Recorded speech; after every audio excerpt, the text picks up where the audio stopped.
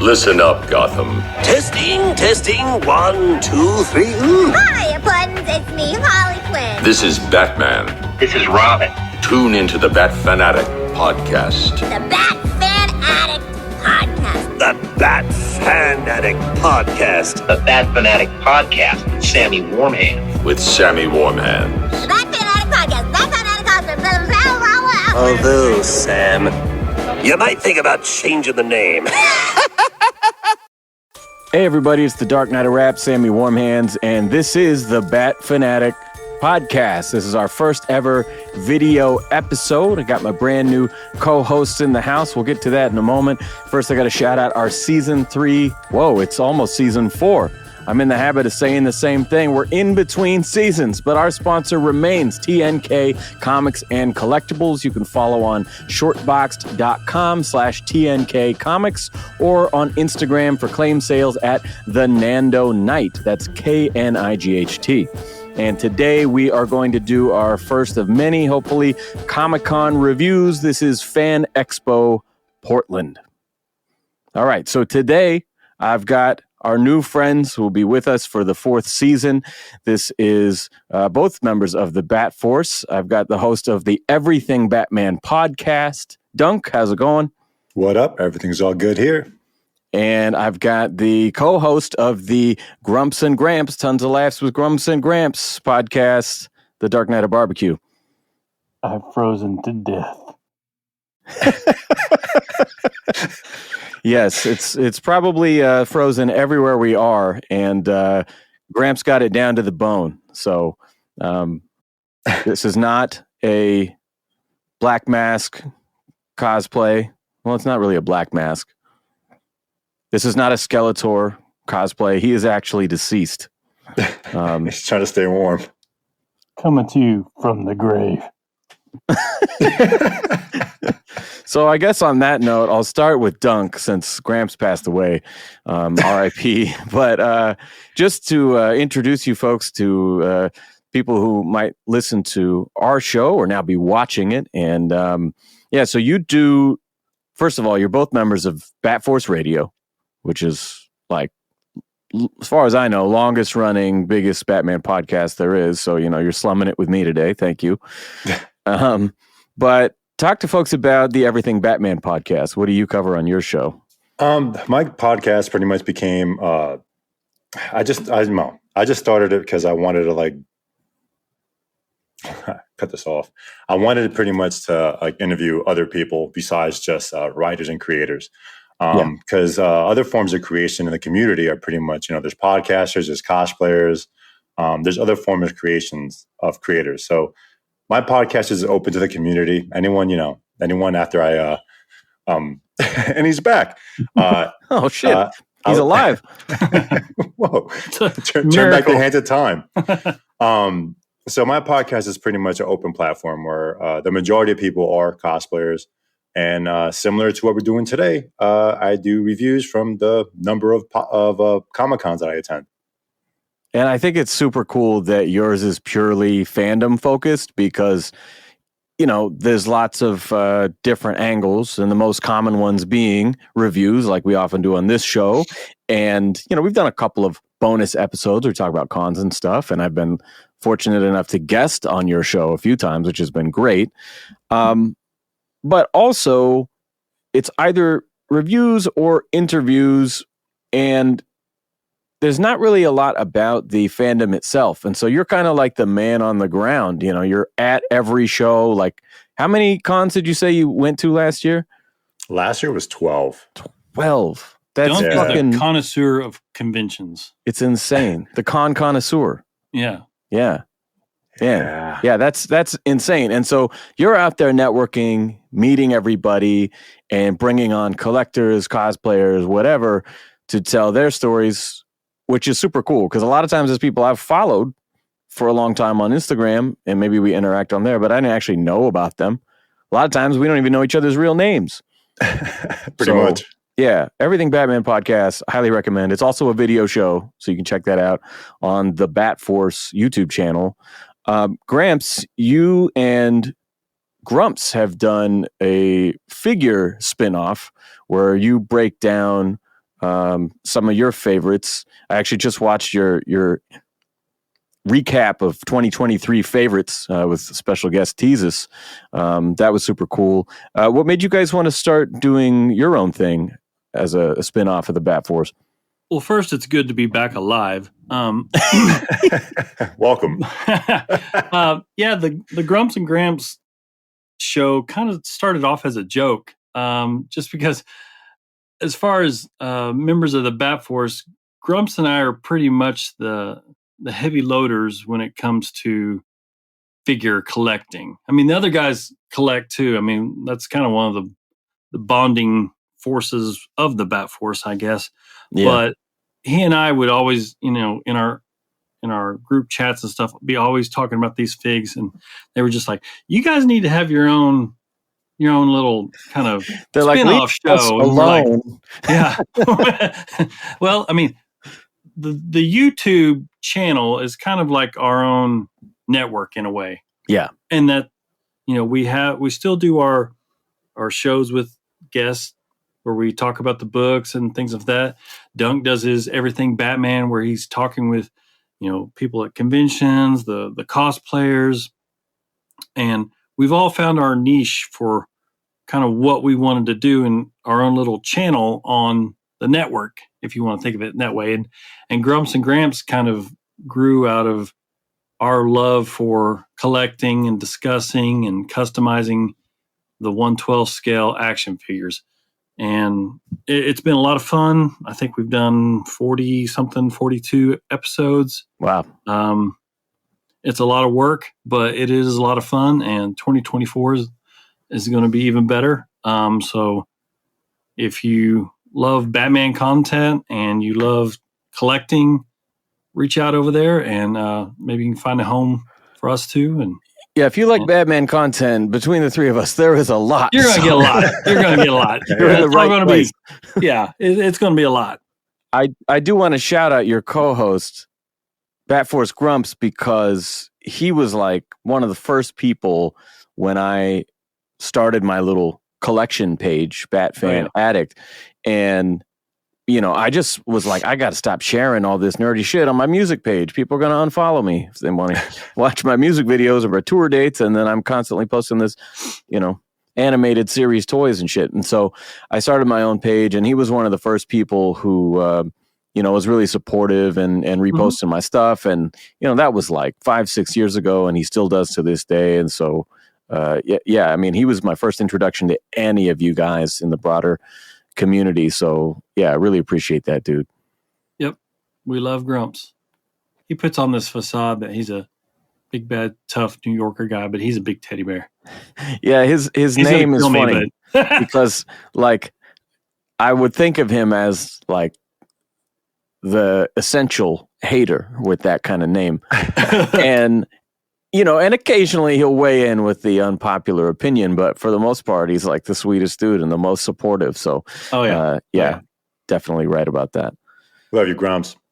Now, today's episode, like I said, will be the first of hopefully many as we visit various conventions this year. We've done a couple bonus things where we'll do like an Instagram live and record it, and I drop that on the podcast, but we're going to try to do more proper episodes. And this is our first full video episode ever. And being remote, it allows us to do this. And these two guys are veterans of the video game here. So not video game, but the fucking video pod game. And so they were giving me some tips on how to do this, and we're going to try it out. I've got video to share. I got photos to share from Fan Expo Portland. So bear with me as we roll this out for the first time, but this was my first Fan Expo. Have you guys been to, I know, of course, Dunk has, but have you gone to a bunch of Fan Expo events in your area? Yeah, Fan Expo is the largest con in the Dallas-Fort Worth area. I think they also do Houston, but Dallas used to have its Dallas Comic-Con, but then Fan Expo, developed into the premier company that it is, and moved in and started having larger events. And Dallas used to have, its Comic-Con used to be really focused on comics. Yeah. But the Fan Expo has expanded that where now they're bringing in celebrity guests and things like that. So that's really overtaken this market. So I usually go to that every year. That was kind of my first reaction to the guest list is like, okay, it seems like Fan Expo is more of a celebrity con than like it's at the same convention center in Portland, Oregon as Rose City Comic Con, which is a very comic heavy event. And, you know, they're only a few months apart. And so it was kind of a trip going there, the same place, and having like kind of a totally different vibe. Dunk, what was your mini Fan Expo experience? I mean, let's say, what was your introduction to them? Do you remember? MegaCon last year. Was it last year? Well, that was your first one? 2 years now. Wow. Yeah. And that was like pretty much the beginning of me putting, you know, the miles in the aisles. Yeah. And just, you know, just going to all these cons. And that was pretty much also the beginning of the podcast, right after. Right. Yeah. Yeah. Pretty much during that time period. It is, Fan Expo is really like actor and like, it's just, I don't know, it's weird. I love Fan Expos. They're cool. I think they really capture multiple avenues of like fandom when it comes to artists, actors, and such. Yeah. But I always enjoy them. I'm a bigger fan of like an actual con, like comic book related and like artists and stuff. But not to knock Fan Expo, but no, I mean, I think they have it could be overwhelming. A great bench of talent. I think this one, not being one of the huge ones, reminded me a bit of like GalaxyCon Austin. I went there for the first time in September, and, you know, similar size and also seemed to be more celebrity leaning, but also like they had so many events back to back because there was Fan Expo New Orleans a week before Portland. And then 3 weeks later is MegaCon that everybody's at. So, you know, I could definitely understand why there's not a fully loaded bench. And this event actually had a pretty big complication. And so I'll share this with you. What happened was we got all of these winter storm warnings before it happened. And it was like, we're going to get either an inch or 8 inches of snow. We don't know what. And it's going to be below freezing for 4 days. And so everyone's like, what the fuck is happening? And I didn't know, like, I don't drive a 4-wheel drive vehicle or anything that can handle that kind of thing. And so I was like, man, I don't want to get trapped up there. I'm just going to take the train. I'm going to take Amtrak into town. I'll get some lifts, you know, to and from, and hopefully I'll be okay. And so this is the news broadcast the morning of the con in Portland, Oregon. Check this out. It is full on like windstorm with snow, ice, freezing rain. And I'm just like, I turned to my buddy who had that on his TV. And when I woke up, I was staying with him and I was like, I'm a fucking idiot. Why am I here? Like, this is outside the con window. You know, this is a view from the train where it's not a ton of snow, but it's like, you know, 2 or 3 inches of solid ice. You know, and so you can't go. And it didn't stop the anti-abortion folks, as you can see, from nothing stops them rallying outside. But yeah, it did affect the turnout. Look at this. This is during business hours on Friday. Oh, wow. This is insane. So everyone was late. Not so much that, but there were some late flights and there were some, as you can see here, cancellations. So that was unfortunate, but I made it. I had a good time, you know, and I'm grateful that everybody did their best to show up. But there was an insane amount of backlash. I don't know if you guys follow the event on Instagram, but the comments are insane. Really? Everyone is like, fuck you for stealing our money. You should give us refunds or whatever. I'm like, yo, they didn't cancel the event. If the celebrity you paid to meet canceled, you get refunded. But like, the event's still there. Like, we're at it right now while I'm reading your comments. You know, like I don't get. I'm 100 miles away and you're local. Like, what are you yelling about? I don't know, man. And So I get it. It's difficult. It's a lot of anxiety, but they had about 15 cancellations overall. I think there was 8 in the celebrities and almost as many in the comics. So that's unfortunate. That's tough. You can't control the weather, so it's like, it sucks. It sucks when stuff like that happens. Exactly. And all these people come from across the country to be there for us. They're not just going to pull the plug when everyone's in town, And the forecasts were so like back and forth as to, well, it could be this, it could be really bad, could not, It's like, I don't blame them at all. And I'm glad they kept it going because, as we'll see, I was still able to get a lot done and not a lot of lines. Well, I was about to say there's a silver lining in something like that. If you're selfish like we are, I mean, because like you said, it kind of helps with finding, the people that you want to see, the guests that you want to see, and it cuts out the lines. So, yes, that's very unfortunate. I mean, Dallas has had some issues as well. No convention is perfect, but they can't control the weather, like you said, and at the end of the day, we all want to be safe. We all, want to have a good experience, but you can't demand these people fly across the country and land when there's a blizzard going on out there. Yeah, and I'm sure Texas gets hit pretty hard with blizzards. No. Well, I mean, yeah, you guys probably get some wild weather out there. No, we get some. We get some crazy wind and hailstorms and stuff like that. I know. Speaking of Fan Expo, last year, one of the guests that you met this past weekend, his flight was delayed because of weather like that. And it was a little inconvenient, but at the end of the day, what can you do? You hope that everybody arrives safely and then there, have a good time. And it's a 4-day convention. So, plan accordingly. Yeah. And I mean, realistically, I was only in town for a little over 24 hours. I got to go to the con 2 different days. Wow. I was I walked maybe a few blocks the whole time I was there. I was able to get rides when I didn't feel like it was, habitable outside. I had my big Bob the Goon jacket. It's got the furry collar on it. I was warm as shit, Perfect. But my ears were exposed because I normally have a hoodie. And so I'm like, oh my God, it feels like they're going to fucking fall off my head. And so I was just getting rides when I could, but it's all right.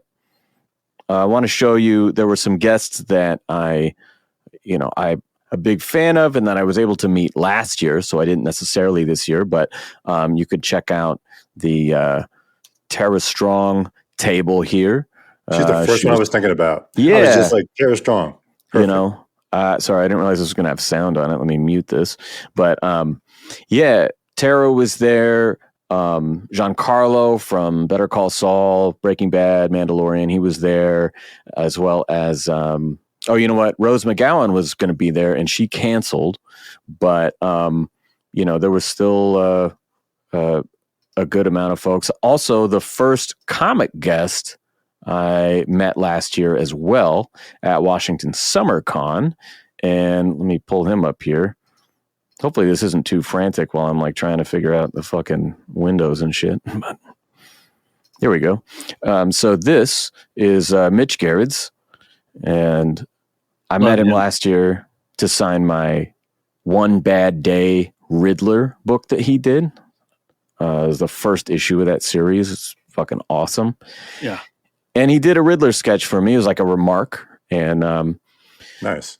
It was let's call it a $1.50 remark, and it wasn't too elaborate, but it was nice. And then I come back this year and they've got the remark option, but they've got a step up. So for $2.50, we're able to get a more detailed sketch. And I just stood here and chatted with him, watched him work for like 20 minutes. I was the first person there. And this was my first Rorschach trying to branch out. Dunk was talking about, we always get the same Harley and Catwoman and Poison Ivy, before we recorded today, we were talking about that. And so I've been trying to mix it up a little bit. I got a Swamp Thing. I got some Sin City. Nice. I got Rorschach. It's always amazing to me to watch these guys work, and they do it so quickly. And I have especially to, at 16 times speed. Well, yeah. No. He's amazing. Slow down. I have to imagine that, okay, these artists kind of practice and get into a convention mode, and they practice kind of what they're going to sketch, Yeah. I have to assume, I'm not a professional artist, but as the amount of commissions that they can draw during a weekend, I have to assume that they say, okay, I'm going to do so many. And Batman is always probably the number one. Of course. They could probably draw Batman with his eyes closed, but you throw him a curveball with a Rorschach, and I'm like, that's what's cool. Well, he did a Rorschach variant on the Tom King one, and that this blank is from. And I had seen an eBay Rorschach from Mitch that I was like, oh my God, that's amazing. And it was right when I got that Frank Miller commission. And so I was just spent, and I missed out on it. I even saw on the Facebook sketch group, somebody posted on, look what I just got. I'm like, oh damn, you have bid, whatever. And so when I saw he was going to be at Fan Expo, I was like, oh man, I'm gonna get that Rorschach. So I just had to make this one, and I'm honestly so glad, because then you get kind of the experience of it's made for you, and you talk to him, and you see the process of like, dude, he just whipped out the whiteout pen, dried super fast, and he's drawing right over the top of it. Like I'll pull up a closer one where you can see the actual detail, but he's got like the raindrops coming off of the brim of the hat and stuff, and it just like, man, that's so cool. Oh, that is awesome. Yeah, and he probably appreciates it. Hey, here's somebody that kind of knows a little bit more about my history, my background, and brought me a cool subject to do instead of just a Batman, because he's drawn Batman 45,000 times. And his Batmans are really good. So I was tempted, even though I didn't. But yeah, I mean, there's so many people that I was talking to Dunk before you got on today, Gramps, about like, oh man, this guy is really good at this style. And sometimes you got to kind of pick and choose of like, well, I want a unique character, but I know this person's better at monsters or something, or this person's better at women than male characters or something like that. So you kind of got to play to their strengths, No, you're exactly right. There's an artist, you probably know him, Jay Lee. He comes to Fan Expo Dallas like every year, and he has this very specific style that works really well with certain characters, and it's always neat I've gotten 2 commissions from him, and my friend Levi has gotten like 3 or 4 commissions from him, because we really like his style. But you're right, you have to kind of pick a character or an idea that fits to their strength, otherwise you're not going to get your money's worth. And I kind of carried that over from music, because in hip hop, there's a lot of features. You do collaborations by just like, hey, throw a verse on this track, and this is the subject and whatever, right? And I'd done that in the earlier days a couple times, where it's like, oh man, I thought that was going to work out better than it did, or maybe you gotta like, okay, since you're in different states, kind of like you and me right now. You email him back, can maybe be better if it was more in this direction or that, because you're not together. Right. And what I learned over time is that I might have someone in mind, but I got to just save that in the back of my head until I find the perfect song, where it's like, I got a song, oh man, what would make this one better? And I'm kind of going through my mental notes. I'm like, oh, this dude would destroy this particular song. But it can't just be like, oh man, I just want to do something with you, because then you're not making the most of the collaboration. Correct. Yep. Yeah. So the one piece that I prepaid for was kind of a continuation. So a year and a half ago at Washington Summer Con, I was able to meet Scott Snyder and Greg Capullo, VIP event there. And Greg was not sketching. No. We got to hang out with them, have dinner, do all this stuff after the con. Nice. It was really cool, but could not even get a remark from the guy.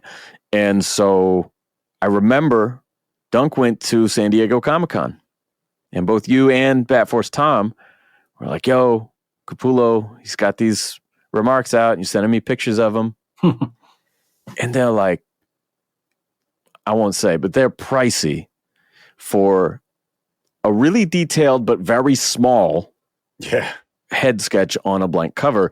And to me, I would rather a less detailed, larger piece if it's on a blank cover, because the whole giant negative space thing throws me off. And so I was like, man, I don't think I can justify that. I wouldn't be happy with it.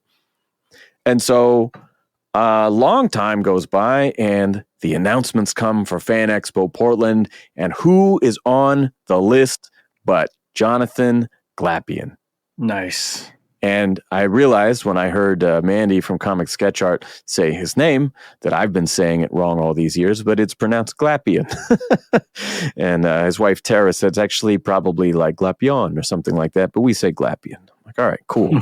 Got that now. But the piece that I wanted to get originally from Greg was the Death of the Family, gnarly face ripped off, reattached Joker, because that is my favorite Joker design, and it's like my favorite panel period, when he's just like peeking out of the darkness, looking straight at you. You got those fucked up eyes.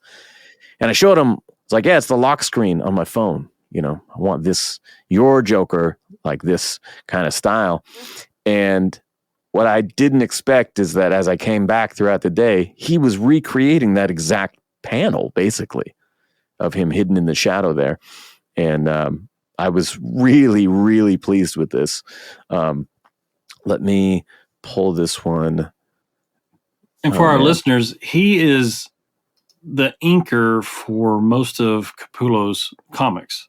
Yes. And what I didn't realize is that I even had more pieces of his that weren't with me, because I was like, oh shit, you inked the Deadly Duo Capullo variants. I didn't realize that. Like, you know, he did We Are Demons. I didn't realize that.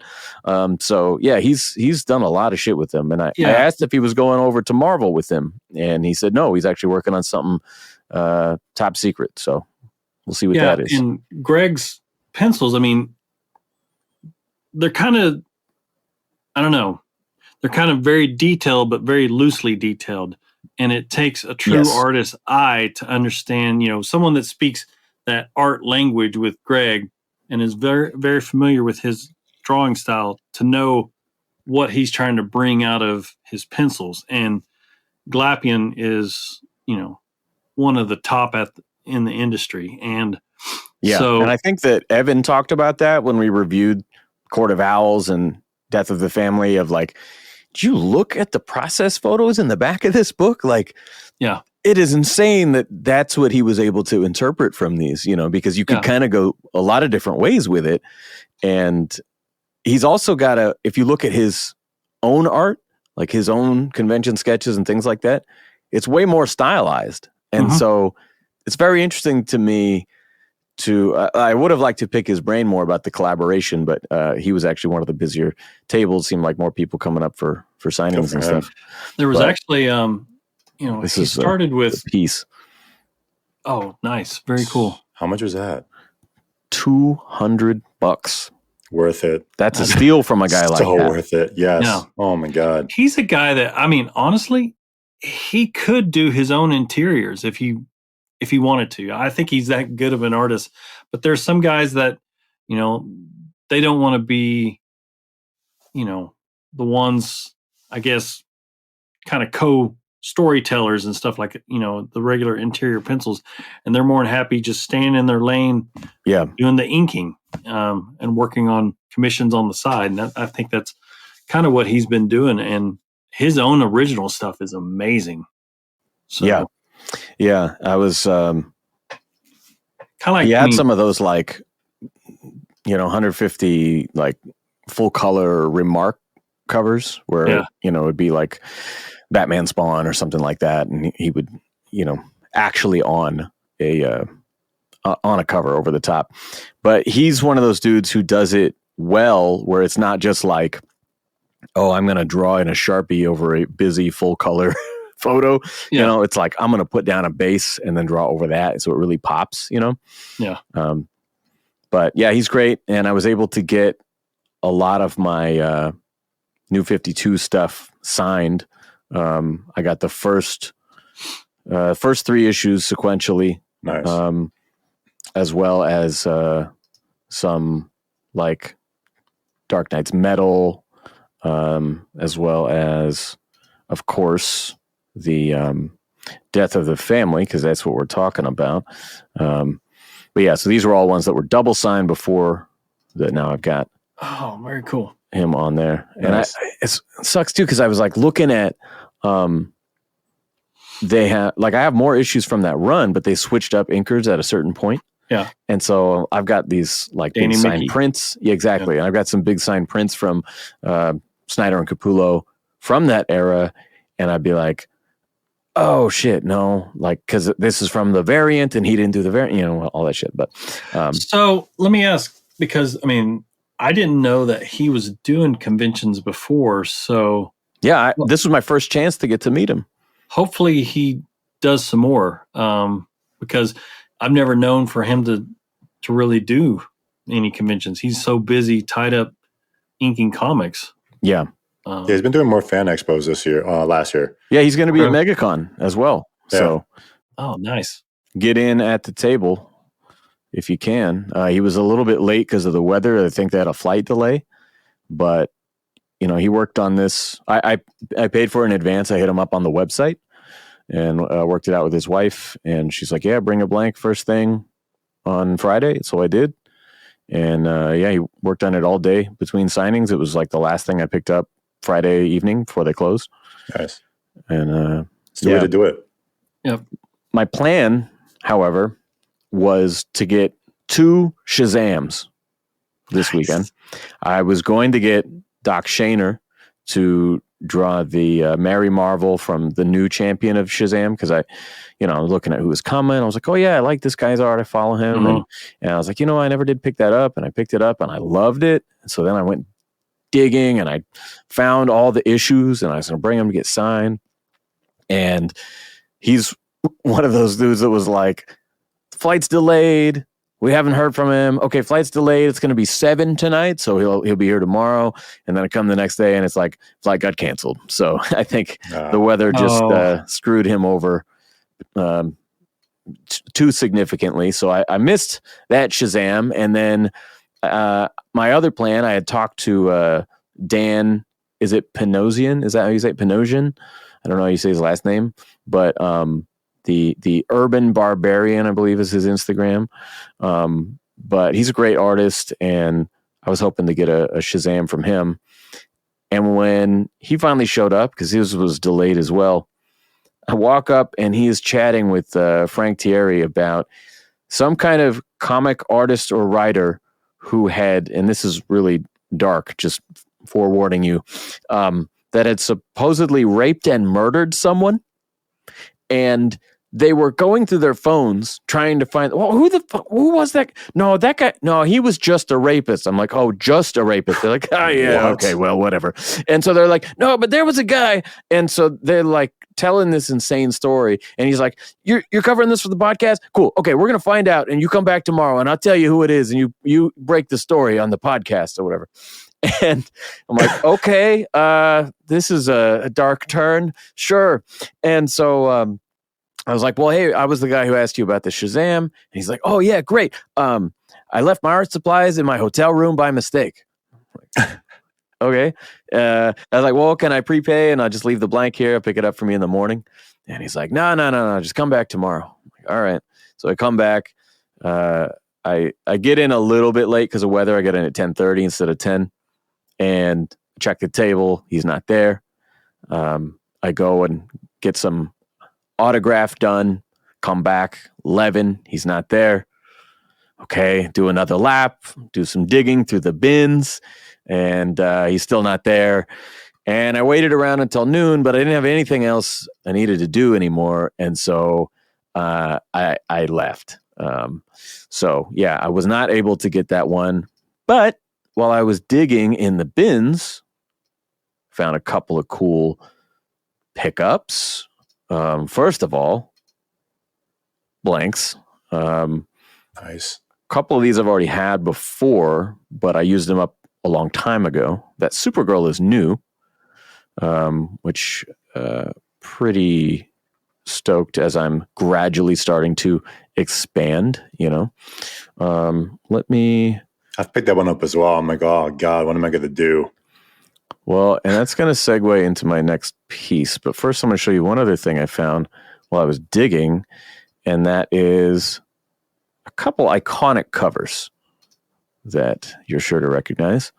That holiday special is not cheap. And so I found it about half of what the lowest eBay was, and had to snag it. Yeah. Love that cover. It's the original, the inspiration for holiday nights, the episode.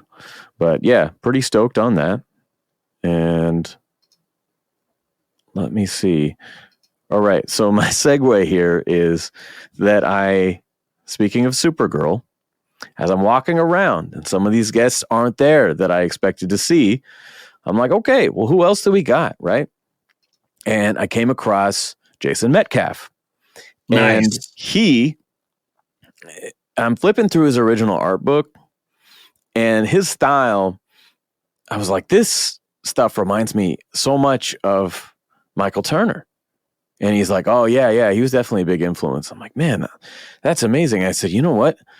I always carry extra blanks with me. And I was planning, because I'm going to MegaCon, I was planning on asking Silvestri to do like a Michael Turner style, because who better, right? Supergirl. I said, but I think I'd like you to do one. And so he had full color options starting at $150, and I was like, fuck yeah, dude. And so he worked on this kind of throughout the day, and I was able to circle back a couple times. It was actually so slow after a while that I came back, and it was like Mustafa Musa and Jonathan Glapion and I think Mitch Gerrits were all just standing at his booth, hanging out, talking, because they didn't have anything to do. So he's finishing my Supergirl as I go to pick it up, and like literally everyone else that I've been talking to about commissions is just standing there bullshitting. But this is the finished piece. I was pretty happy with that. Yes, and Jason is an awesome dude. He's been at several Dallas Fan Expos, and I've got cool some pieces from him. Yeah, what did you get from him? Actually, I just got like prints from him, but he had one where it was a Daredevil and Batman standing back to back, and I know you've probably seen the image. Everyone uses it, but he's the one that actually drew it. Yeah, super cool guy. Yeah, he was really nice. So that was my surprise pickup. There's another artist there that Dunk was talking about earlier today, and that is John Boy Myers. He had a Fan Expo exclusive variant cover of Mad Love. Did a reissue of that. Very cool. This was kind of an animated series comic pickup this weekend, Comic Hall. So I was talking to him for a bit. He's wearing a Beastie Boys shirt, and so we were talking about hip hop, and I told him, I was like, oh, you know what? I actually got a rhyme. You're in one of my rhymes on my next record, because I have a track I'm working on called DC versus Marvel, and I said something about got every back issue from Capullo to John Boy. And he's like, oh, that's awesome, man. You got to send it to me when it comes out. So had a good little chat with him, and then when I did my first lap of the con, came across this exclusive and brought it back to him to get signed. Nice. He's a cool dude. He's always he tends to be busy. I think when I saw him, was it at Dallas? I forgot where, but he was drawing on one of those cards, one of those blank cards. He was drawing himself, and but that was a request from someone. So he's like, "Yeah, that's interesting to get artists to draw themselves and collect those." Yeah, so he was like, "This is the first time I ever drew myself. Like, I don't even know what to do." And it was like, it was just funny because he was like, "I'm gonna mess myself up." Yeah. That is interesting. Like, that's a different collection, I guess. Well, I know some guys will have a collecting gimmick. Like, there's that guy who only gets famous artists to draw toasters instead of characters. Oh, yeah. And like there's I've seen some weird ones. And a lot of times if you come up with a quirky request, sometimes it makes them more enthusiastic about it. I'd imagine some people are probably reticent, like, yeah, I don't really, okay, you're funny, But like, I've seen people do more elaborate shit for the less common characters. Like we were talking about, everyone's asking Mitch for a Batman, right? So, True story. I had Jay Lee draw my dog, Louis. Oh, cool. My French bulldog, because I had him in a Batman suit. And, fun fact, Jay Lee is a huge animal supporter. He loves animals. And I just love my little bulldog, and he's my best bud. And I asked Jay if he would do it, and his eyes were just like, yes, I want to see this. I want to see it. And so I showed him, the picture, and he was like, text that to me, and I'll work on it. So he did it. So you're right. I mean, some of these guys like weird requests. Some of them will just tell you to, find someone else to do it. Actually, shout out to a friend of mine, probably yours too, Tabitha. I think she goes by Gotham Fox Love, I think, on Instagram. And when she had her cat pass away, it was like a couple days before she was going to a con to meet Jim Lee. And she was very excited, but like the whole thing was kind of a downer. And she told me that when she met Jim, she told him, and he drew like a little kitty remark with the signature on her cover. I'm like, man, that's such a sweet thing to do. Yeah. Given the circumstances. Not that you guys should go and lie now and be like, yeah, my grandma died. Will you draw my grandma for free? But so I want to give the floor to Gramps here for a moment, because I was given a bit of a warning about this next character by you and your friend Drew. I got a DM the other day for this, I will say iconic, legendary, actor, legend of the screen. Sorry, I'm probably rambling while I'm trying to get this queued up here, but oh Jesus, here you go. I'm going to show you. Drum roll, please. The one and only Professor Peter Weller. Dr. Weller. Yeah, see, I was told by you specifically, do not call him Mr. Weller. Do not call him Peter. No. Why is that, Gramps? He's an actual professor of art history, and he received his doctorate in, I think it's like Italian Renaissance art history.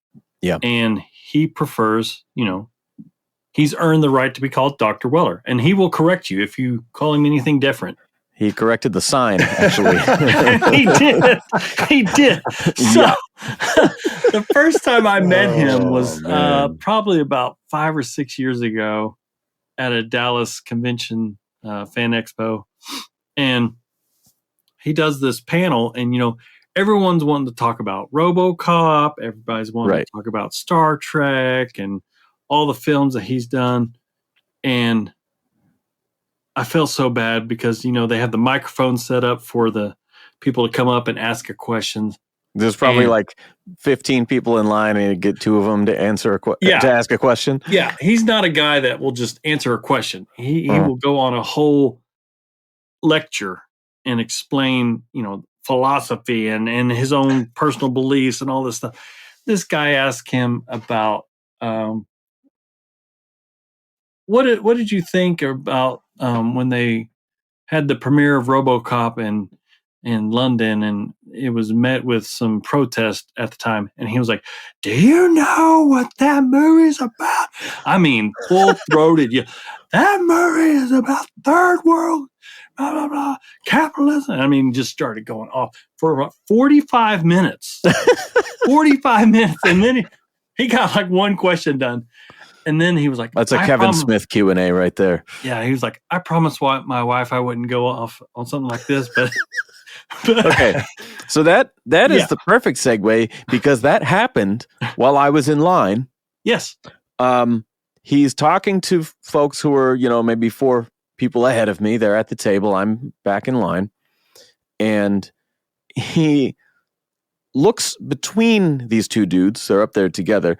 And he looks between them to the line, and he stands up from his chair. And he's like, "What does every great story have in common?" I'm like, "What?" And he's like, "What is the movie RoboCop about?"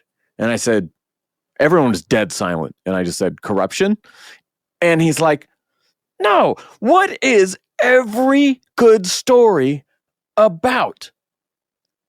Everyone was just like, "What the fuck is happening right now?" And he said, "Resurrection. It's resurrection and rebirth and redemption." He's like, "It's a story as old as Christ and every good piece of literature since then." And he goes, "Come on, you guys need to take a literacy course or something. This is embarrassing." And then he sits back down and finishes signing the shit with those guys. Yeah. And man, he is a character. Everyone has their Peter Weller story. And when I first got in the line, the handler who was just snaking us around in order, he comes up and he's like, "By the way, he's been ranting about 30s, 40s, and 50s music for the past 15 minutes. He goes, "So it's going to be a little bit of a wait." Okay. So last year at the Dallas Fan Expo did this stupid thing where they had VIP bracelets. Right. I don't know if they did them there for you.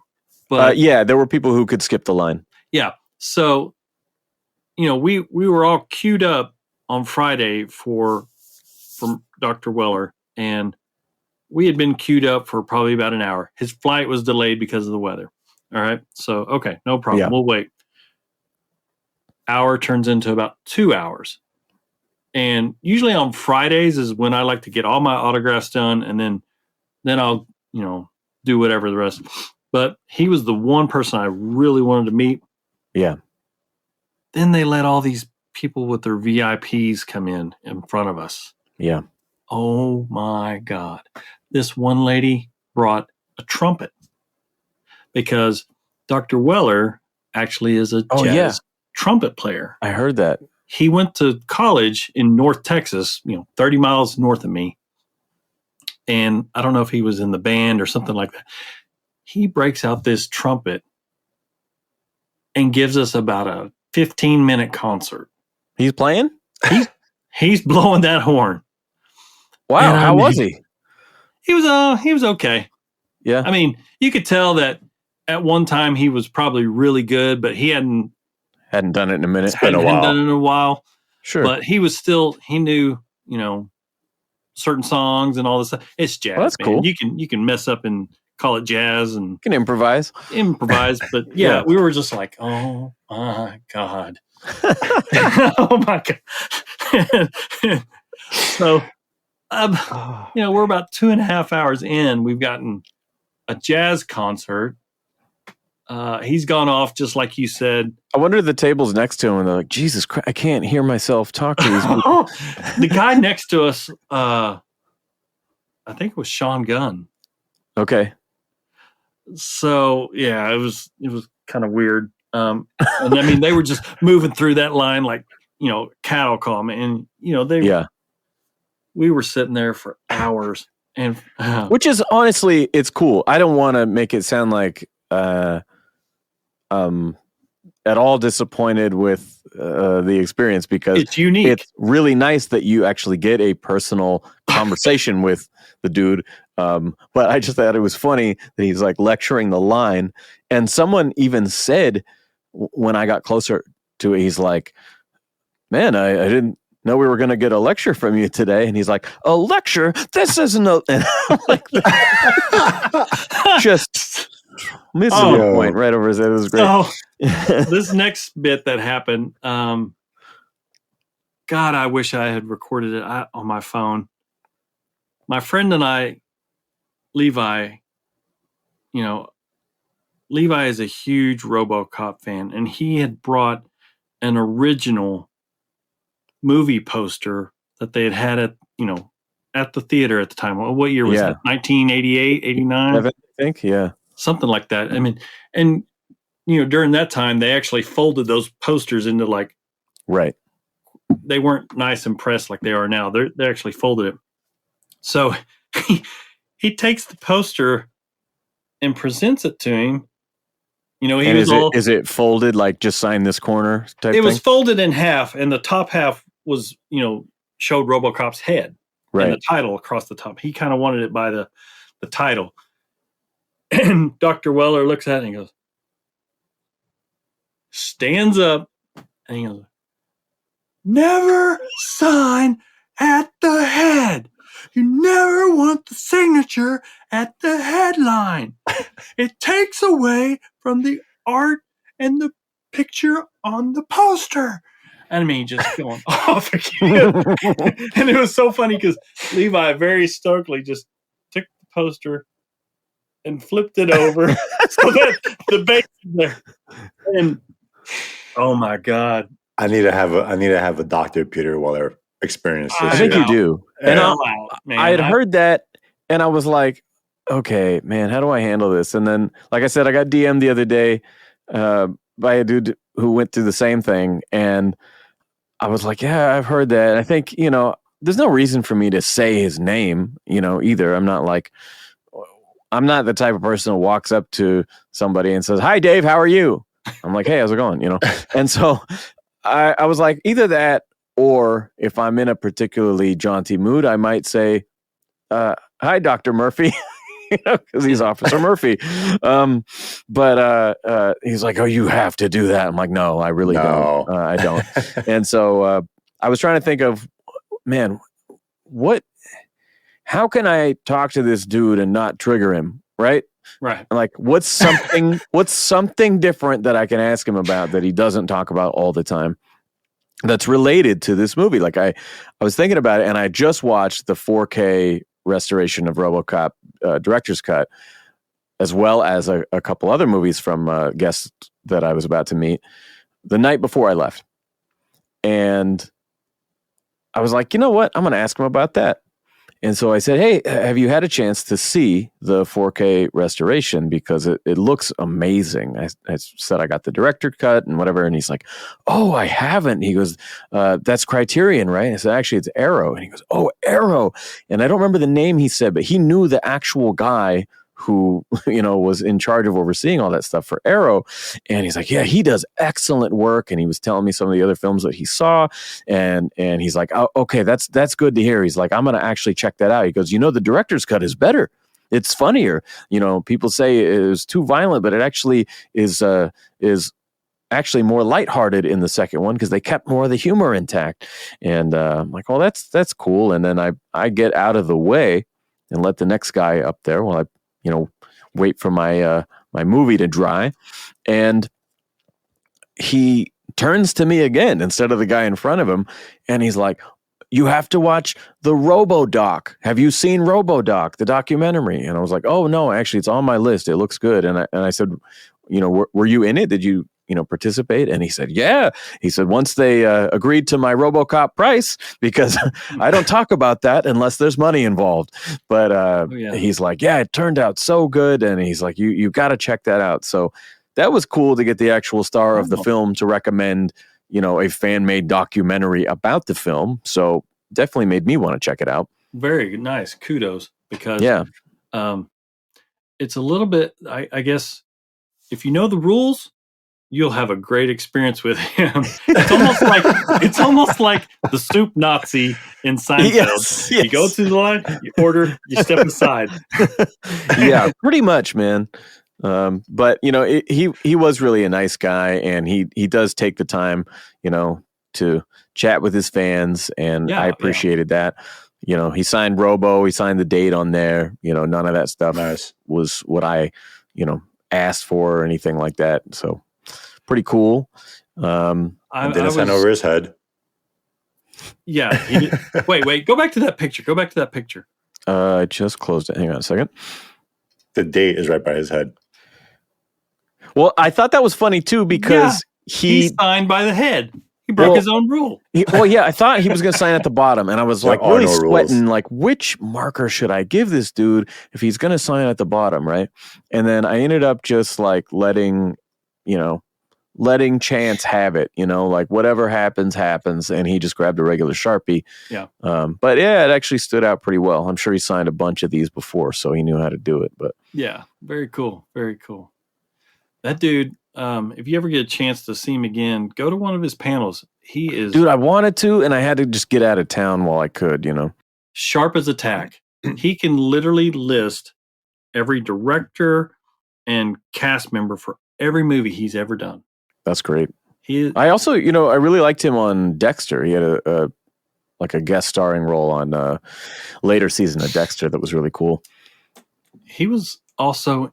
recently and of course Batman. We didn't talk about him, but he was Dark Knight Returns. And I asked him a question about that. I asked him if he was familiar with the story, because he was also in RoboCop 2. Yeah, which Frank co-wrote. Co-wrote and directed, and so Frank was actually in the movie too. I thought that second one was Ivan Kirshen or whatever his name is from Star Wars that directed that, wasn't it?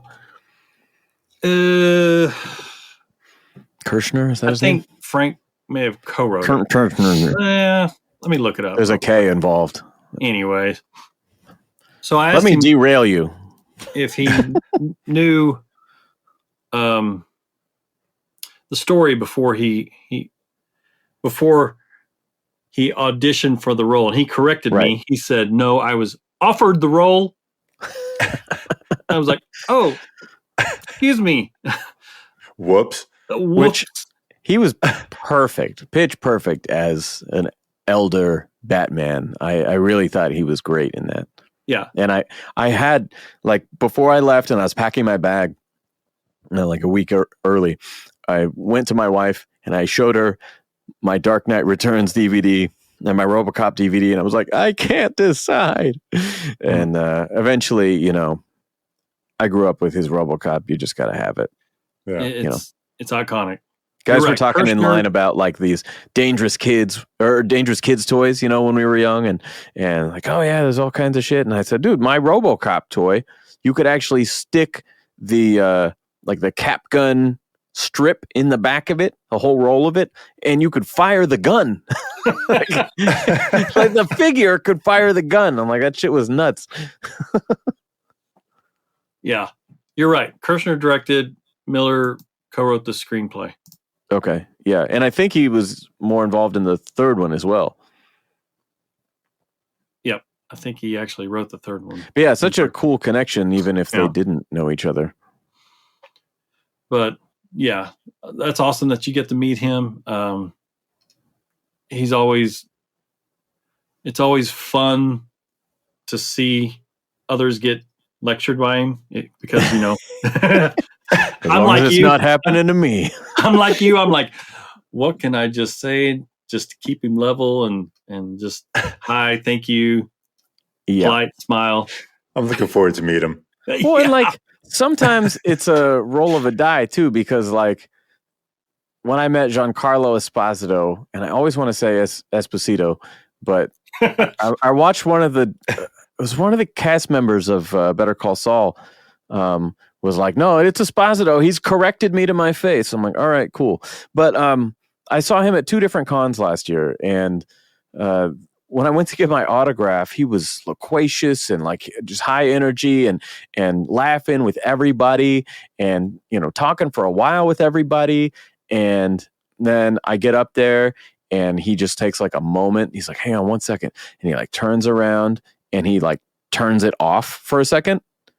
And he checks his phone and he drinks a water and he takes a giant breath. And he turns back around and he's like, hey, how's it going? And I could just tell dude was already kind of wiped out, And so I had a very brief encounter with him when everybody else was like getting the deluxe red carpet treatment. Mm-hmm. And so I was kind of like, oh, that's too bad. But at the same time, like, I just respect these guys so much, especially if you're doing con after con after con. Yeah. Like, man, just all the energy it must take to do that for your fans. Oh yeah. So I've got another one to share here, and this is another sound I need to turn off. I'm sorry. But yeah, so cool. The guys from Mallrats were there, Jason Lee and Ethan Suplee, and both very nice guys. Jason was talking with folks a lot about his new business. I got he's opened up a camera shop or something like that down the LA area, and so he was really excited about that. And shout out by the way just to Fan Expo. They gave me the press pass this year, and so I was able to. Typically you can't like film and take photos in the celebrity areas and stuff like that. And so, they were like, hey, talk to anybody, show them your credentials, just ask permission, whatever. And so, like Tara's people and Jason and Weller and all these people were very kind and let me, document the lines and the signings a bit. So that was very nice. But I don't know if you guys are big Kevin Smith fans. Are you? In moderation. I'll just say that. That was a degree of hesitation that it said a lot with a little. My silence is usually deafening. Okay. I'll leave it at that, I guess. But I am. And I was introduced to all of these guys, Jason Lee, Ben Affleck, Kevin Smith, Michael Rooker, all of these guys when Mallrats came on Stars, the cable movie channel back in the 90s. And I was at my buddy's house, and it's actually my friend's house that I was staying with for the con. And yeah, movie blew me away because the opening joke is disgusting and hilarious. And then the intro is a punk song with comic book renderings of everybody. And I was like, oh my God, this is fucking hilarious. It's punk rock, it's comic books, and you're watching it, and like fucking Kevin Smith dresses like Michael Keaton's Batman, use the grappling hook and shit. And then Stan Lee is in the movie. I'm like, oh my God, this movie has everything. This is like it was made just for me. And so I was very excited when I saw these guys on the guest list. If you look over here, I don't know if you can see my mouse, but he's like, can I sign you, dumb bastard? And I was like, you sure can. Please do. Actually, the first celebrity I ever met at a con was Jason Mewes, who plays Jay. And he signed my Jay and Silent Bob Strike Back. And I have yet to meet Kevin. I got to see him live at a screening, and do Q&A thing. But yeah, I did a mail-in. I think it was one of the GalaxyCon mail-ins to get him to sign next to Jay. But yeah, man, these guys, I still think their movies are hilarious. And again, I haven't watched that in forever. I'm like, I should, watch it. It's so funny, and it's just like again, everything about it that they wrap together is so great. And I even rewatched Chasing Amy because Jason Lee has a pretty big part in that too. And when you were talking about Glapion earlier, I immediately thought of that because the movie opens at like a tiny little, it was like 3rd annual Manhattan Comic-Con, right? In the 90s.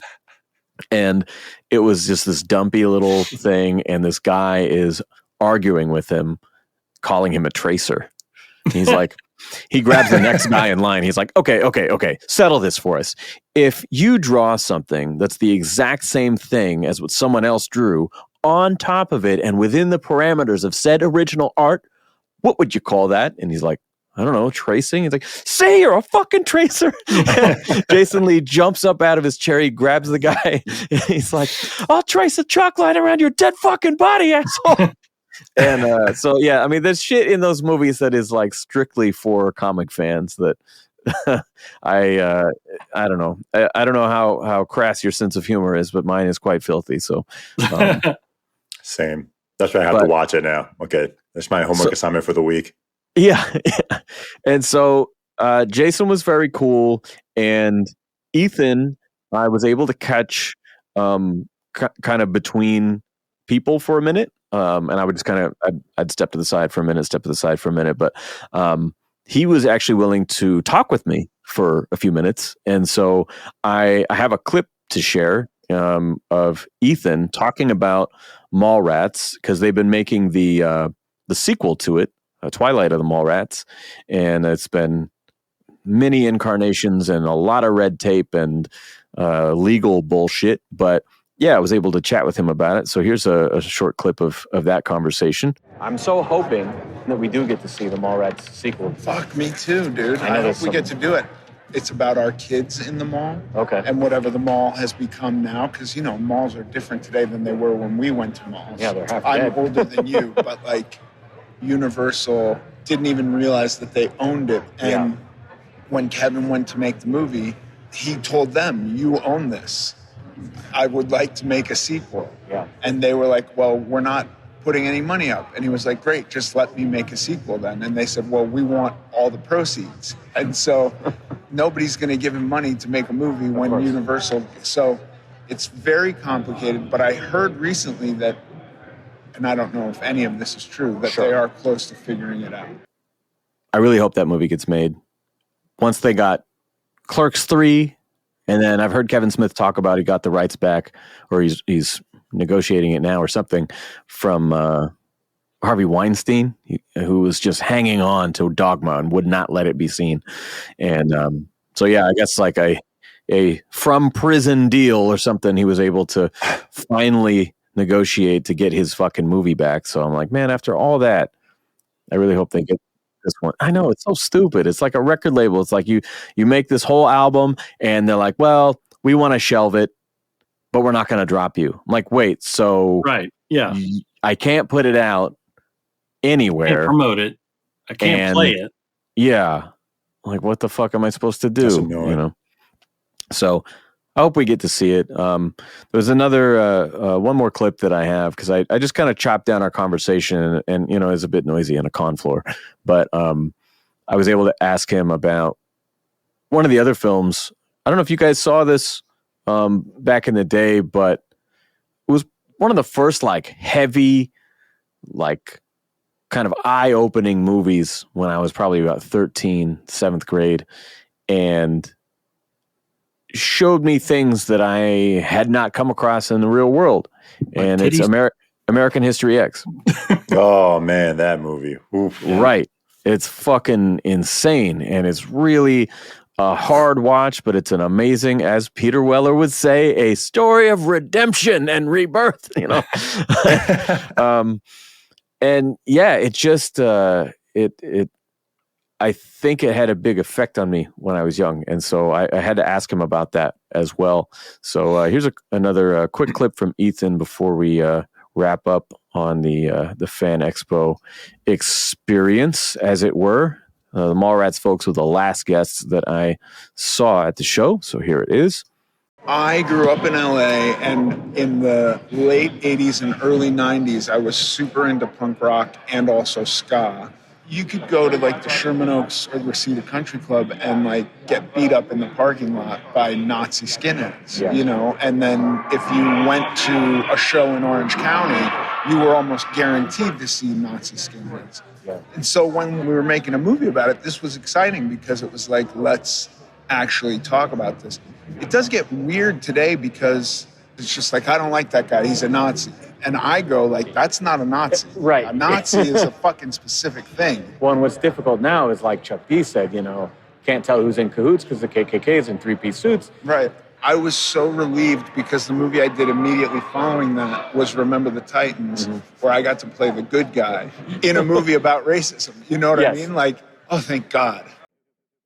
So yeah, Ethan Suplee had a good time at the Fan Expo. I ended up, everything was frozen and everyone's freaking out and whatever. And I was like, well, that's pretty much everybody I wanted to see who hasn't canceled, And like I said, I wandered around the comic sketch art booth a little longer, waiting for Dan to do my Shazam, and I never saw him. And so I was like, fuck it, man. Like, I know my train out of town isn't for another 5-6 hours, but, if weather does get worse, like they're worried about, I don't want to be at the convention center and can't get to the Amtrak station. So I went down there and I saw this massive line. I'm like, what the fuck is this? And apparently the morning train back home to Eugene was delayed and hadn't yet arrived. I'm like, oh shit. So I ran up there, I changed out my ticket, and I got on the earlier train home, and I got back 4 hours early. So wow, very cool. It was a really quick in and out trip. I think I got to town at 10:30 Friday morning. Doors were open at 3:00, and I was gone by 1:30 the next day. So pretty quick in and out, but, a lot of cool interactions. Got a lot done. A lot of cool pickups. And, like I was telling Dunk, I'm trying so hard. It's so hard. There's so many opportunities. And you go into an event like this, I'm like, I'm trying not to spend a ton of money because I've been selling all my shit trying to raise money for MegaCon. And there's going to be some incredible creators there. I mean, Jason Fabok, Tony Daniel, Jeff Johns, a lot of cover artists I've wanted to meet, like Natalie Sanders and Will Jack, Ryan Otley. Fuck, it's insane. Not to mention the celebrity shit. It's like, oh, they got Cameron Monaghan who played the Joker on Gotham. They got fucking cast of Back to the Future. They got guys from the MCU, and it just it's insane. And you gotta be broke.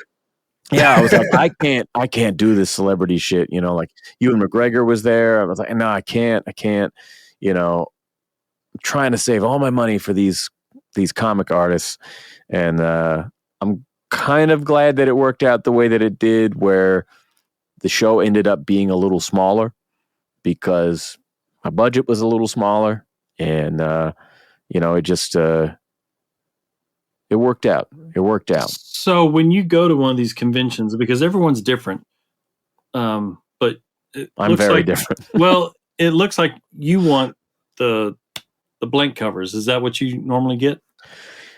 Yes. Typically, that's what I like to get done. And if you guys check out my Instagram page or on this YouTube channel, also you'll see the video tour of my collection from a couple weeks ago. I went through every piece of art that I had, and I spent weeks taking all the different sized things and photocopying or photographing and photoshopping and then photocopying them onto blank covers, because I had piles of shit, thousands of dollars worth of shit that was some of my favorite pieces, and there's no room on the wall. And so I took everything that wasn't on a blank and made it on a blank, and now everything on my wall is the same size. It's a perfect grid.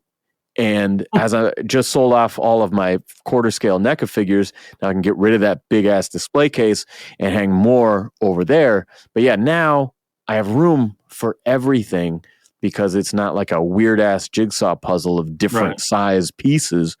And so, yeah, I already leaned in that direction, but now I'm really leaning into it. Okay, cool. Nice. I know that Dunk, you pretty much collect blanks as far as your sketches, right? Yeah, actually, I was looking over my blanks the other day. I'm like, all right, what am I bringing with me to MegaCon, and who am I going to go after?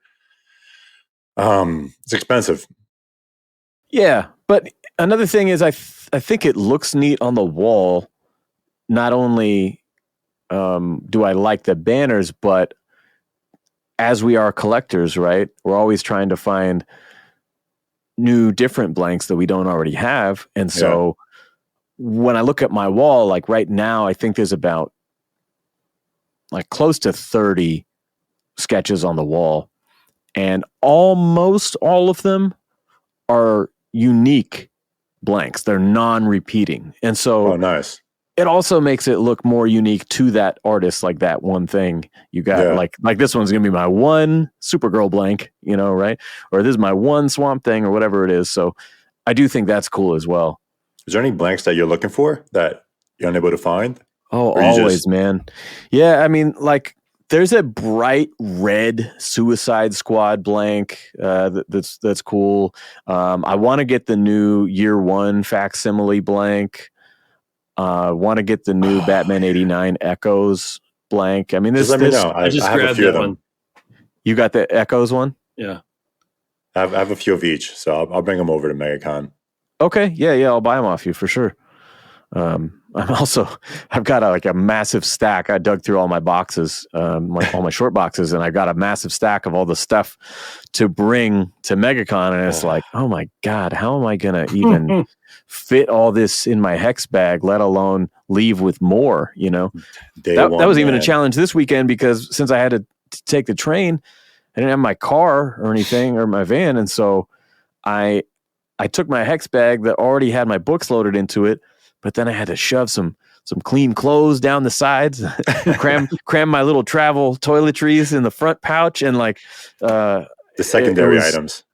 Yeah, dude, it was really pushing the limit because when I first packed my bag, I was like, oh, nice, this is a nice lightweight con, this is cool.